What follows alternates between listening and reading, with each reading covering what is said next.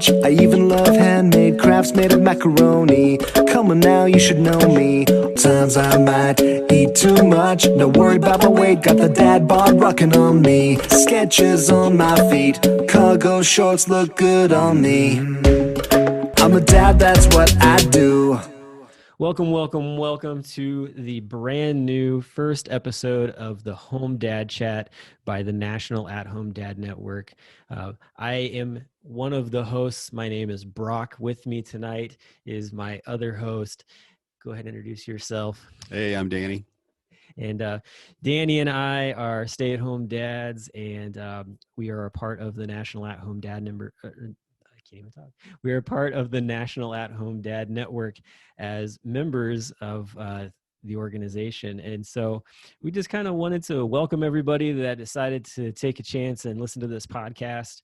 We're going to start off tonight just by talking a little bit about the organization and what we've experienced since we joined.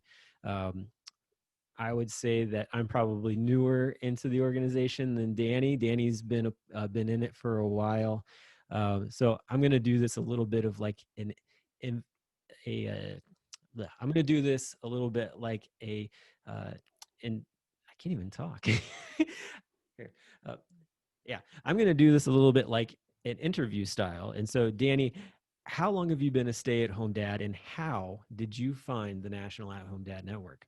I wasn't expecting an interview. I'm not ready. No, I have been a stay-at-home dad for a little over 12 years and found the group via Facebook.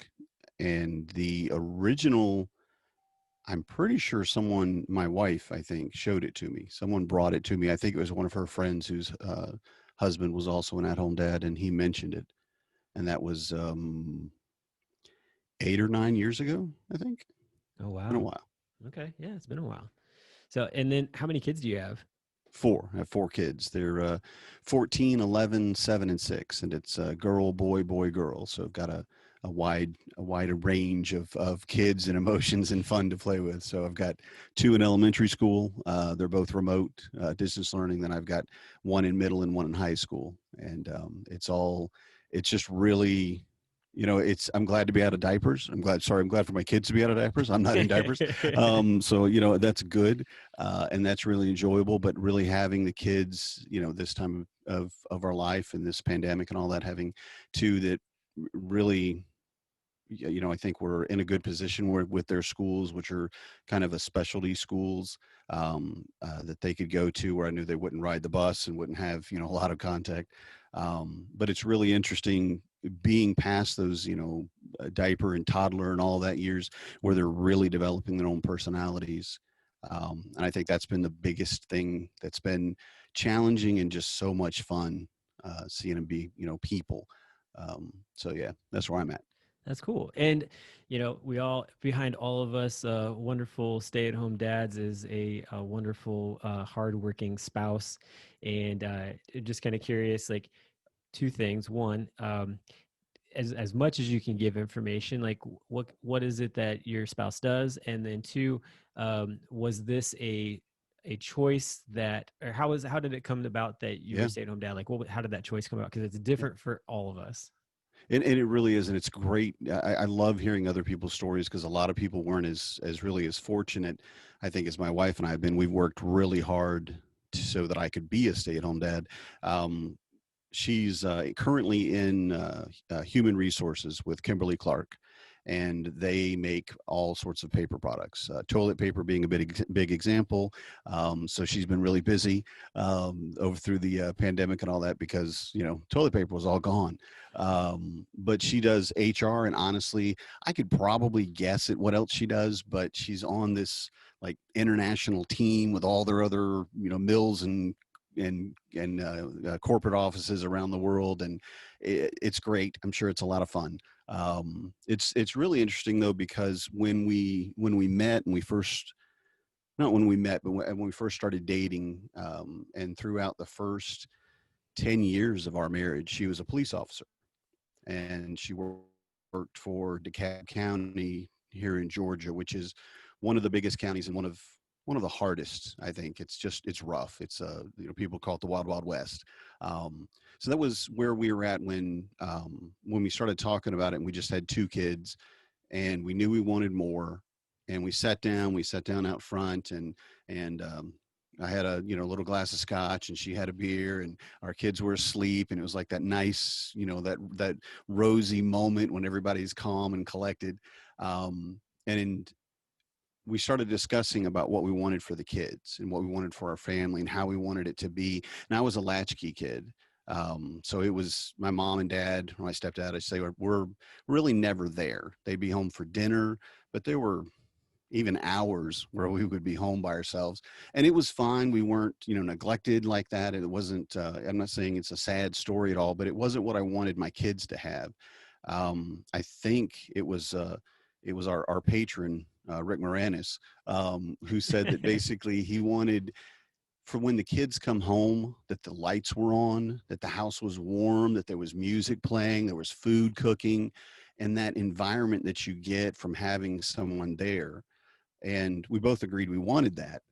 And I looked at her and I said, I love you so much that you're willing to put your career aside so that you can do this and make this sacrifice for our family. And she looked at me, she slid my glass over to me. She said, yeah, not me.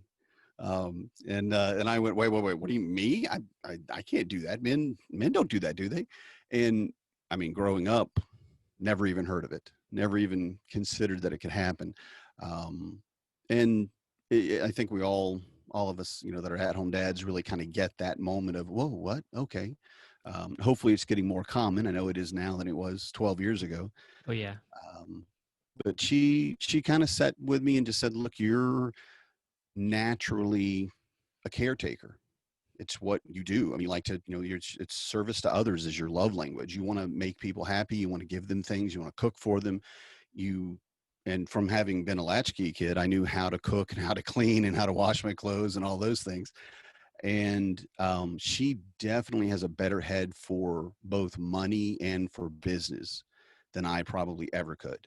She's just a very intelligent, focused, driven individual, and not overly ambitious per se, but is willing to look at the world around her and say, okay, this job isn't giving me what I want. I'm going to go from here to there. And then she plots a path how to get there, and she's done it. So for us, it's been a lot of hard work and a lot of sacrifice in a way, but I really just give all credit. I shouldn't give all credit. I've done a lot of hard work, but really for keeping us in a financial position where we can maintain this has all been her, and her just business acumen that I literally do not possess. But it seems like the transition though was very much, it wasn't just a like, oh shucks, like here I am kind of thing. Like you guys had this conversation and came to Mm-hmm. a thing, which I think that is something that I think that's the thing that a lot of new stay-at-home dads, like they wrestle with that, Yeah. like maybe they didn't get that opportunity. Like, they lost their job. Like this is what they're doing now. And so, yeah, I agree. Like I feel very fortunate to not have been in that position. And I feel for those guys that are in that position. It's like, I think those are the guys who need even more support in the fashion of realizing like, hey, like it's cool. Like, is it a sucky situation for you? Probably. Should you feel like, that you have support? Yeah. Like, and we're here for that. And that's the thing that the National At Home Dad Network really strives to do. And I think they do a really great job of it, honestly, with just the community that's been built up. So I'm glad you found it, man. And it seems like it's been really beneficial to you.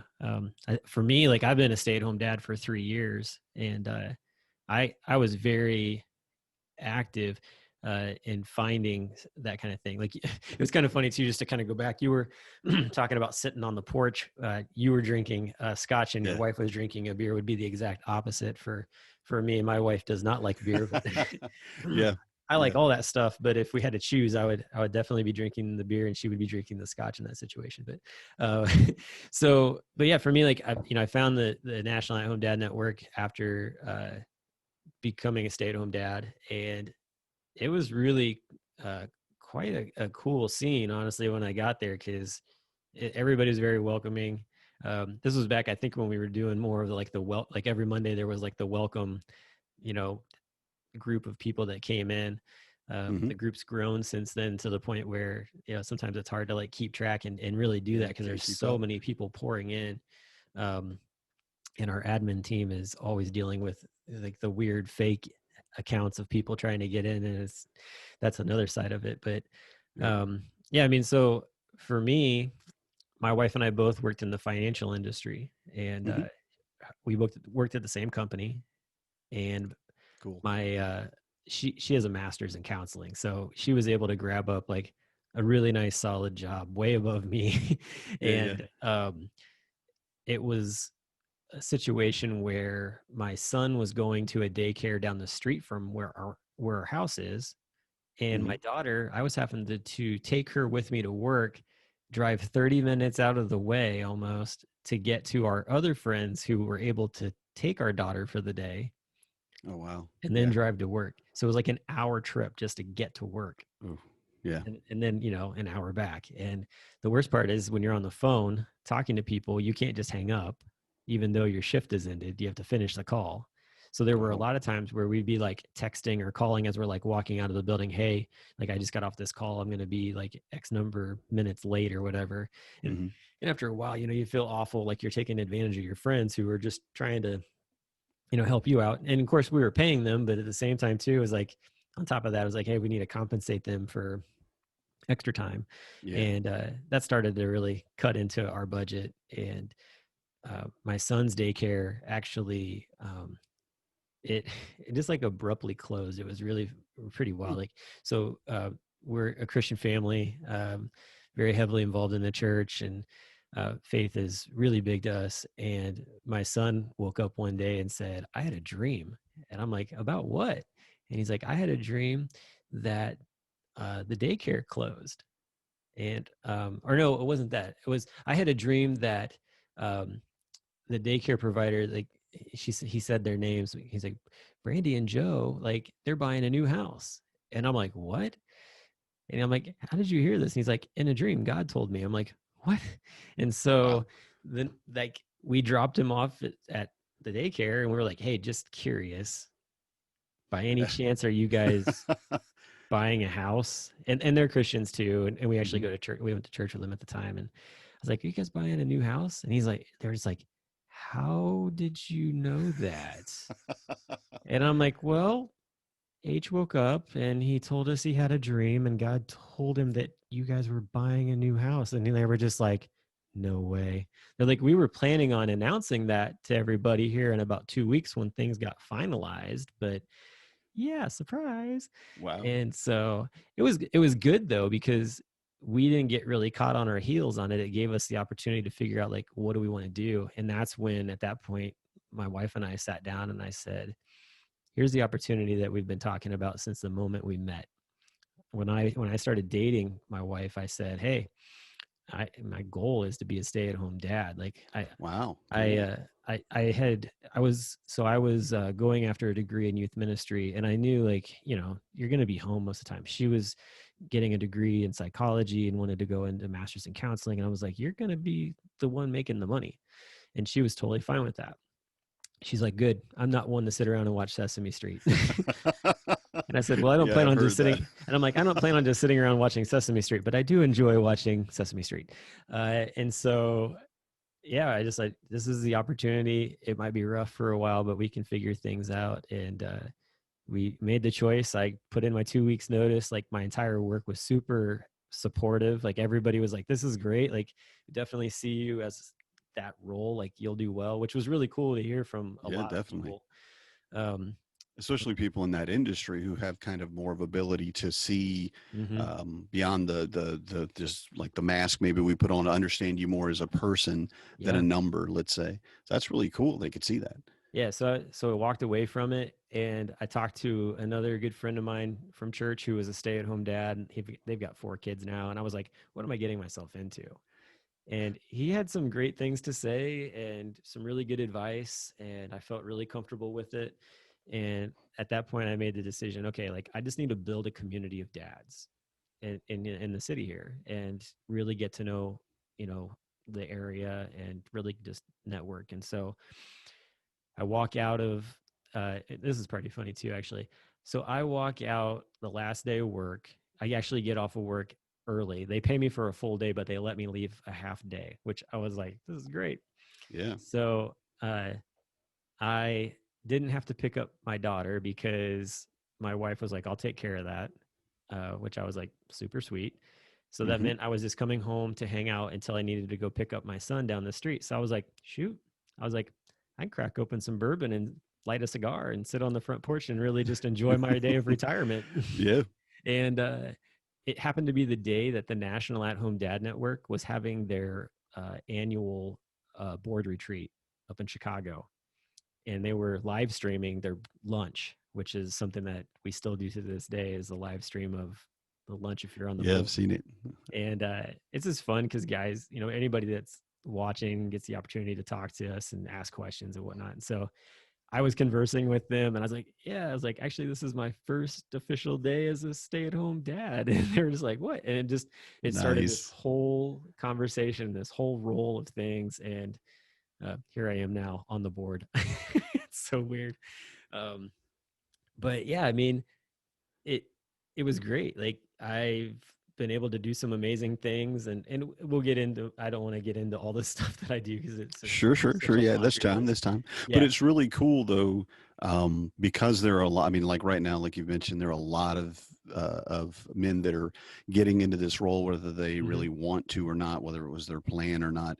But more than anything, I think that I've learned or read or heard or experienced having that community, having that peer support.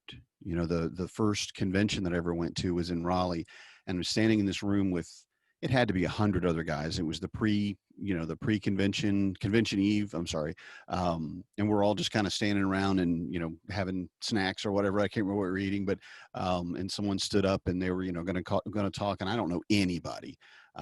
Didn't even realize there were this many people in the world. And I look around and I think, not a single one of these men is going to ask me what I do for a living. Mm, And more than just they get what I do for a living, it's the fact that what I do for a living is so very different. But for all of these guys, it's the same. And I mean, I just had an instant bond, even with people that don't like me, because I can be a little asinine sometimes. But just people that normally maybe you have completely other things that you're not going to sync with in that room. Every single one of those guys was like my brother, just immediately. And I don't think I really suffered, for the first couple of years or two before I found the network itself. But having that camaraderie and that community, which is such a big part of what the network is for, yeah. probably, I don't want to say it like, oh, it saved my life or anything like that, but it has definitely changed so much about who I am as a father, who I am as a person, who I am as a Christian, who I am as a stay-at-home dad. And it's the Yeah. fact that I had everybody that could share these stories like this. And I love hearing yours. I've heard parts of it before, but I love hearing the whole story, right down to the bourbon. That was great. Yes. So Yeah. yeah, I appreciate that.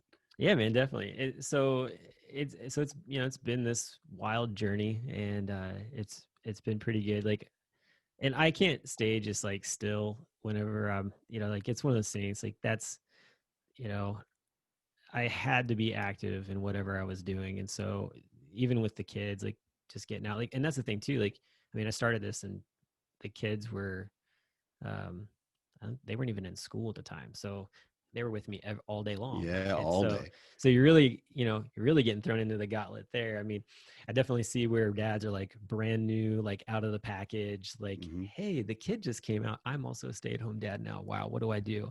Those Yep. guys, I so any dads that are listening to this right now who that's you, like your kid's just born, your wife has gone or your spouse has gone back to for maternity leave, and it's you and the kid in the house, and you're like, what do I do? This kid's like immobile basically, Yep. and I'm stuck here. What do I do? Get out of the house. Go. like, yes, there's right now is a time when things are a little bit more crazy than normal, but honestly, like, find a way to get out. Find a way to just Here.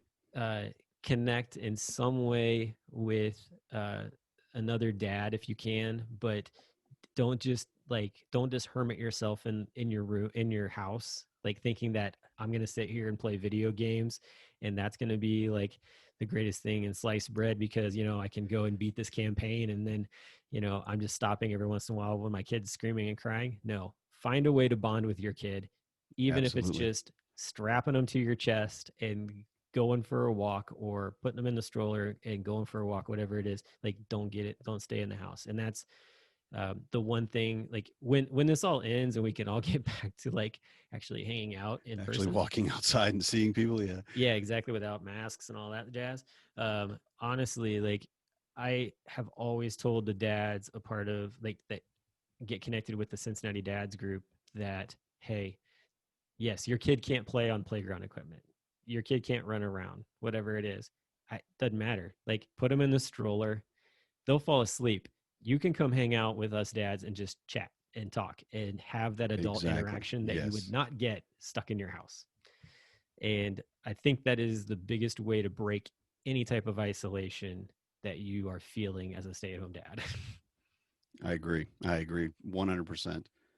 So with that, I think we're going to end the intro on that. All right. I I think we feel did. well introduced, so Yeah, I it's think, good. yeah. So hopefully everybody gets a little bit of feel of who we are. Just to kind of give you a bit of rundown as far as the show itself, we're going to try to keep this at around 20 minutes each time. And we're going to just touch on some different topics. This is all going to be on through Anchor FM. You'll be able to get it on other platforms. And so what that means with Anchor FM is that you can actually leave voicemails to us. So if something we said struck a chord, if you've got a question, whatever Yes. it is, please send it to us. We want to hear it. We might even air it just so that we can talk about it or whatever. But if Talk about you're, how we can't answer it. That's the yeah, ones I maybe, want. yeah. Like, I don't know. I never thought about Yeah, exactly. that. But yeah, definitely use that ability to that of Anchor FM. There's an app for it, as well as the online. But send us questions, send us remarks. As long as it's positive, we'll air it. I'm not airing anything negative. We're going to keep this light and fluffy and have a good time. We'll talk about some serious things from time to time, but in no way, shape, or form does there need to be negative comments on the air. So thank you for listening to the show today. And we look forward to having you back again and hearing more about what we're going to be discussing. And I would say for next show, just to kind of give you a little teaser, we'll be talking about HomeDadCon, which Danny had related to a little bit in his experience. And so we'll talk about what that is and what all that involves. So until then, y'all have a great day. I'm a dad, that's what I do.